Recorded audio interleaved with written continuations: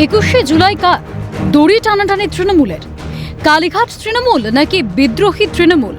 শহীদ দিবস কার? এই নিয়ে তৃণমূলে চলছে কোন দল? গত 15 বছরের মতো মমতা বন্দ্যোপাধ্যায়ের নেতৃত্বাধীন তৃণমূল ভিক্টোরিয়া হাউসের সামনে শহীদ দিবস পালনের অনুমতি চেয়ে লালবাজারে চিঠি দিয়েছে। পাল্টা বিরোধী দলনেতা ঋতব্রত বন্দ্যোপাধ্যায়ের নেতৃত্বাধীন বিরোধী তৃণমূল ভিক্টোরিয়া হাউসের সামনে 21শে জুলাইয়ের সভা করার অনুমতি চেয়ে পুলিশকে চিঠি দেয়।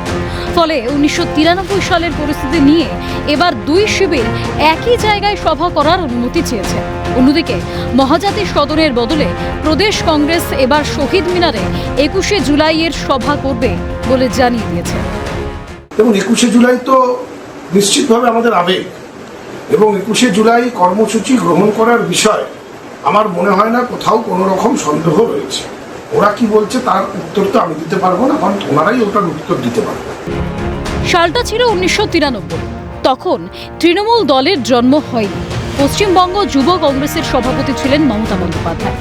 তখন সরকারে ছিলেন জ্যোতি বসু। সেই সময় সিপিএম এর বিরুদ্ধে ছাপ্পা রিগিং এর অভিযোগ ওঠে। তার প্রতিবাদে নির্বাচনী স্বচ্ছতা আনার জন্য 21শে জুলাই মহাকরণ অভিযানের ডাক দিয়েছিলেন তৎকালীন যুব কংগ্রেস নেত্রী মমতা বন্দ্যোপাধ্যায়। সেই অভিযান ঠেকাতে প্রশাসনের তরফে বিভিন্ন ক্রসিংয়ে গড়া হয় ব্যারিকেড। এরপরেই নির্বিচারে চলে গুলি। সেই গুলিতে নিহত হন 13 জন যুব কংগ্রেস কর্মী। তারপর থেকেই দলীয় কর্মীদের প্রতি শ্রদ্ধা জানাতে 21শে জুলাই শহীদ দিবস পালন হয়। এ বিষয়ে ঋতব্রত তৃণমূলকে তোপ দেখেছেন কুণাল ঘোষ। নিশ্চিতভাবে সেটা যে যে ধারায় পড়ে, তো সেই ধারা অনুযায়ী অভিযোগ করা হয়েছে। এই বিবেক থাকে তো লোকের। মমতা বন্দ্যোপাধ্যায়ের 21শে জুলাই মানে শহীদ তর্পণ, এবং সেটা মমতা বন্দ্যোপাধ্যায়ের নেতৃত্বে হয়। এরপর নতুন দল তৈরি করেন মমতা। 2011 সালে বাম সরকারের পতন ঘটিয়ে ক্ষমতায় আসে নতুন দল তৃণমূল কংগ্রেস। ধীরে ধীরে শোকের এই 21শে জুলাই পরিণত হয় ক্ষমতা প্রদর্শনের হাতিয়ার হিসেবে। গত 15 বছর ক্ষমতায় থাকায় শহীদ দিবস কার্যত অন্য রূপ নেয়। অনুষ্ঠানে যোগদানকারী তৃণমূল কর্মী সমর্থকদের জন্য ডিম ভাতের ব্যবস্থা করা হয়, বাজত ডিজে। ক্ষমতা প্রদর্শনে রীতিমতো শহীদ দিবসের মর্ম ভুলেছিল মমতার সরকার। জাঁকজমক করে পালিত হতো শহীদ দিবস। কংগ্রেসের থেকে শহীদ দিবস হাইজ্যাক করার অভিযোগ ওঠে মমতার বিরুদ্ধে।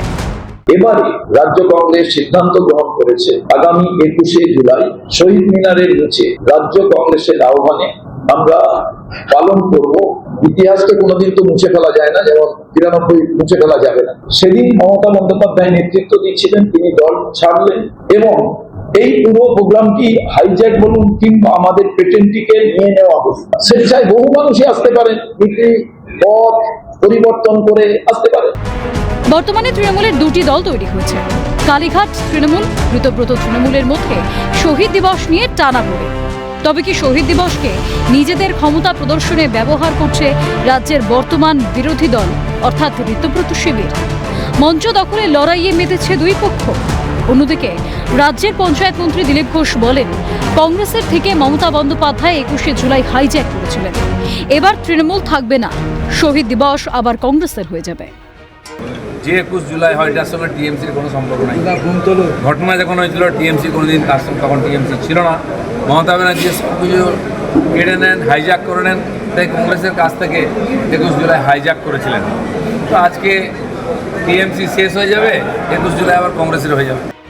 তবে এবার রাজ্যে পালাবদলের পর ভিক্টোরিয়া হাউসের সামনে আদৌ কোনো পক্ষকে সভা করার অনুমতি দেওয়া হয় কিনা তা নিয়েও সংশয় রয়েছে।